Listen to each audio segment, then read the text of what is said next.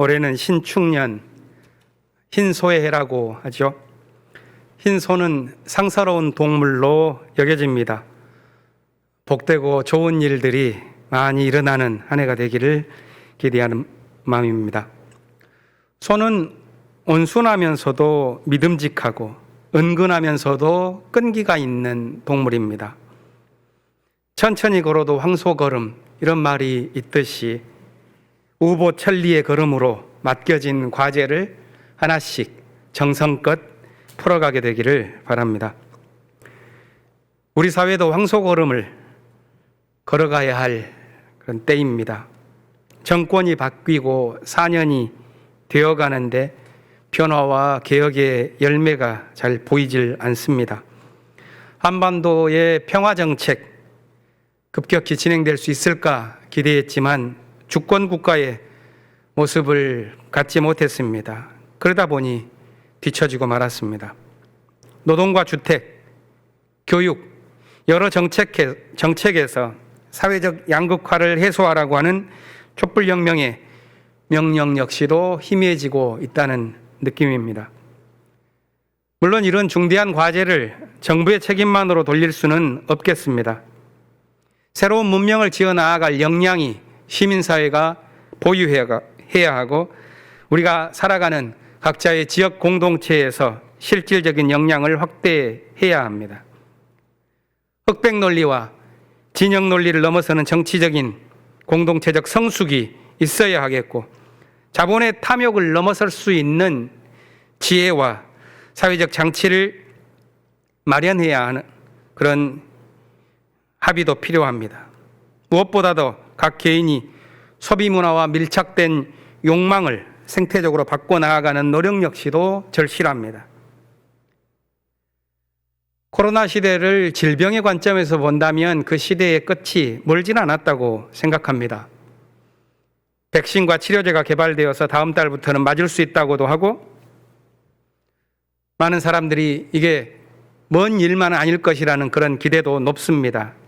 하지만 코로나 시대가 안겨준 과제를 질병이 아니라 문명의 관점에서 보면 이제부터 우보천리의 마음가짐이 필요합니다. 더욱 근원적인 회개와 변화를 동반하는 지혜가 필요하다고 생각합니다. 새해를 맞으면서 교회 여러분들께서는 어떤 다짐을 하셨습니까? 성서의 가르침을 우리 마음속에 새기고 우리의 믿음을 새롭게 하는 것이 신앙인의 새해 다짐일 것이라고 생각합니다. 우리에게 영원한 축복이 있다면 그것은 예수 그리스도를 얻는 것이요. 따라서 우리의 축복 역시도 예수와 함께하는 삶이 되기를 원합니다. 하나님과 함께 살아가는 존재로서 누리는 축복, 그것이 우리에게 중요한데 이것에 대한 분별력이 우리의 삶을 건강하게 만듭니다. 아무리 코로나 시대라 할지라도 도리어 이 심각한 위기 속에서 우리의 길을 보고 우리가 얻어야 할 진정한 축복이 무엇인지를 깨닫는 것이 신앙인에게 필요한 안목일 것입니다. 오늘 제1성서의 본문은 예레미야의 예언입니다. 그는 민족이 패망하는 비운의 시대를 살아간 사람인데 마지막 개혁군주 요시야가 이집트와의 전투에서 죽고 나라가 위기 상황으로 빠져들어가는 그런 현실에서 정치는 한편으로는 사대주의가 다른 한편으로는 편협한 민족주의가 극심하게 혼돈의 쟁투를 해냈습니다. 이때 예레미야는 차라리 하나님의 뜻은 파멸이 아닐까 하면서 자신의 예언을 재앙과 심판을 중심으로 펼쳐갔습니다. 그런데 그의 책 한가운데 위로의 말씀이라고 하는 부분이 30장에서 33장까지 담겨 있습니다. 그 가운데 오늘 본문이 있는 31장은 예레미야의 예언 정신의 백미라고 할 수가 있습니다. 기독교 교회는 31장 7절부터 14절 이 말씀을 예수 그리스도를 기다리는 그런 시기에 읽어왔습니다. 그 내용은 북왕국 이스라엘의 회복에 관한 예언입니다. 그런데 역사적으로 본다면 북왕국 이스라엘은 이미 오래전에 패망했습니다. 이 패망한 나라에 대해서, 그것도 이제 남한국에서 멸망이 눈앞에 닥쳐 있는 이 남한국에서 이야기를 하고 있는데, 사실 거기에 어떤 소망과 약속이 남아 있다고 할 수 있겠습니까? 이 질문에 답하기 위해서는 31장 전체를 봐야 합니다. 그것은 예레미야 사상의 핵심이라 할 수 있는 새 언약이라고 하는 것이 이 31장에서 말하고 있기 때문입니다. 예레미야는 돌판에 새겨진 모세의 율법은 이미 깨졌다, 이렇게 생각했습니다. 그것에 의한다면 우리는 파멸할 뿐이다. 이제 필요한 것이 있다면 사람들의 마음속에 기록되어질 새로운 언약이다, 이렇게 31장 31절과 33절에서 말합니다.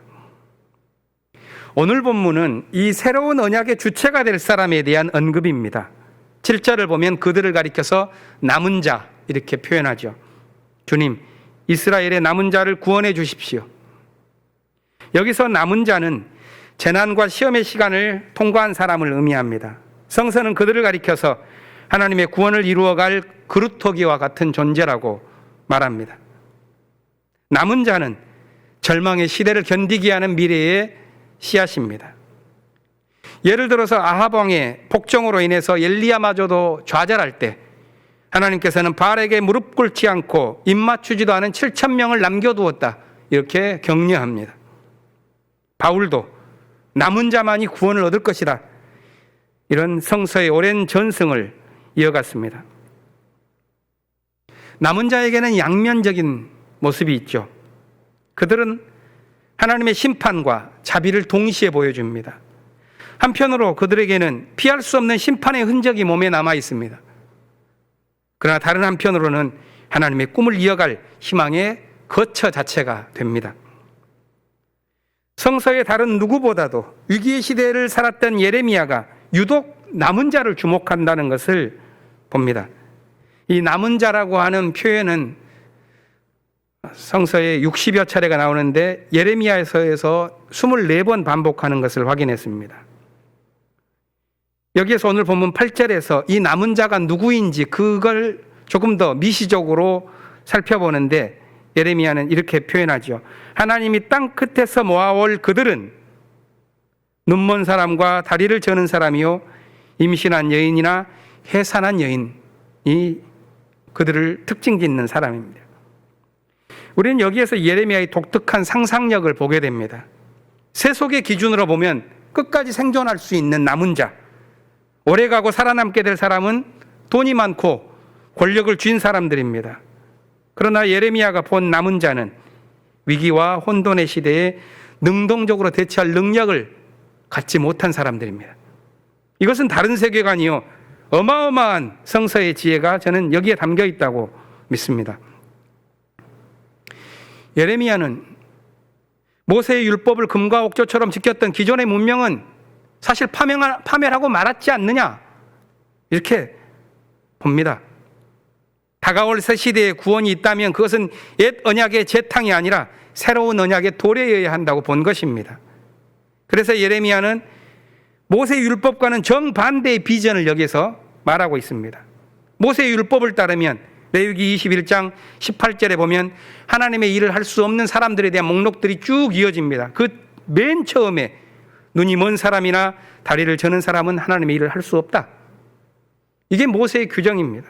그러나 예레미야는 바로 그들이야말로 오늘 본문을 보면 하나님께서 넘어지지 않도록 평탄한 길로 인도할 약속의 사람이다. 다가올 구원이 있다면 바로 그들의 마음이 물된 동산과 같이 다시는 기력을 잃지 않는 상태가 되어야지만 할 것이다, 이런 놀라운 말을 하고 있는 것입니다. 예레미야는 그것만이 생명력 있는 마음판에 새겨진 새로운 언약이 될 것이라고 말하고 있습니다. 예레미야가 말한 새로운 언약은 종교정신의 근본적인 변화를 의미합니다. 그것은 파멸과 위기의 시대가 되어서야 비로소 발견된 진리입니다. 위기의 시대에 주신 하늘의 지혜요, 하늘의 축복입니다. 그것은 먼 훗날 성전 종교의 지배자들이 쳐놓은 그물 속으로 들어가기 직전에 제자들과 마지막 만찬을 나누신 예수의 지혜이자 그가 남긴 축복과도 같습니다. 이 잔은 너희를 위하여 흘리는 내 피로 세우는 새 언약이다. 누가복음 22장 20절 말씀입니다. 예수가 주신 새 언약은 성전 종교의 율법이 아닌 십자가에 기초한 새로운 약속입니다. 오늘날의 인류는 코로나 사태를 통해서 지난 서비 문명의 시대가 약속한 옛 언약의 한계와 결말을 똑똑히 봐왔습니다. 근본적인 변화가 필요하다는 것을 깨달은 지난 한 해였습니다. 그렇다면 앞으로 추구할 새로운 언약은 무엇이어야 합니까? 무엇이 도대체 우리가 추구해야 할 축복이 될 수 있습니까? 에베소서 본문에 나오는 긴 축복의 인사는 베라카, 히브리어로 축복이란 뜻입니다. 이 베라카라고 불리는 유대인들의 송영입니다. 한글 번역은 여러 개의 문장으로 나눠놨지만 실제 원문을 보면 3절부터 14절까지 통째로 한 문장인 송영입니다. 바울은 에베소 교회에 보낸 편지를 긴 축복의 인사로 시작했습니다. 그런데 이 축복문의 배경을 모르고 읽으면 이 노래는 마치 자아도취의 정서에 함몰된 애정론자의 교리를 말하는 것처럼 들릴 것입니다. 바울은 이렇게 말합니다. 하나님께서는 하늘의 신령한 복을 우리에게 주셨습니다. 그것은 세상의 창조 전에 우리를 택하셔서 당신의 자녀로 삼으시기로 예정하신 것입니다. 하나님은 우리에게 지혜를 주셔서 당신의 신비로운 뜻을 알게 하셨습니다.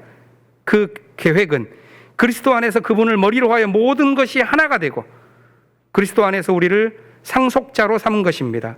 이것은 그분의 계획에 따라 미리 정해진 일입니다. 이게 축복문의 골자인데요. 훗날 종교적인 독선에 빠진 칼빈주의자들이 주로 이 본문을 활용했습니다. 그것은 마치 전지전능한 신이 모든 것을 예정해 놓았다는 것처럼 들립니다. 그럼 그렇다 치죠. 문제는 바울이 이 예정론의 신학을 무엇을 위해서 도대체 어떤 목적을 갖고서 말하고 있느냐 하는 것입니다. 그걸 모르고 오늘 본문을 관념적인 교리로 만드는 것은 성서 문자주의자들의 상투적인 오류입니다. 보통의 예정론은 현재의 질서와 체제를 용인하는 논리이죠. 하나님이 태초부터 예정해 놓은 질서이니 어지럽히지 말고 받아들이라고 하는 그런 관념적인 수작입니다. 오늘 본문을 그렇게 읽으면 우리는 바울을 완전히 거꾸로 읽게 되는 것입니다. 저는 갈라디아서를 가리켜서 자유의 대헌장이라고 흔히 부르곤 하는데 이번 성서 묵상을 하면서 에베소서야말로 평등의 선언문이 아닌가 하는 인상을 받게 되었습니다. 바울은 이 편지에서 모두가 그리스도 안에서 평등하다는 것, 율법에 의한 차별이 생겨나기 훨씬 이전부터 하나님께서는 우리 모두를 그리스도 안에서 하나 되게 하셨다. 그것이 본래의 계획이다. 이렇게 말하고 있는 것입니다. 다시 말해서 바울에게 예정론의 신학은 차별을 조장하는 율법주의를 무력화시키는 신학적 논리다 이 말입니다. 이 편지의 배경에는 이방인을 어떻게 받아들일지에 관한 초기 기독교 공동체 안의 논란과 긴장 관계가 있습니다. 이방인 기독교인도 유대인처럼 할례와 율법 준수가 필요하다고 보았던 베드로와 같은 사람이 있는 반면에 하나님의 뜻은 있는 그대로 예수 안에서 한 형제로 받아들이는 것이 옳다 이렇게 느꼈던 바울이 있었습니다.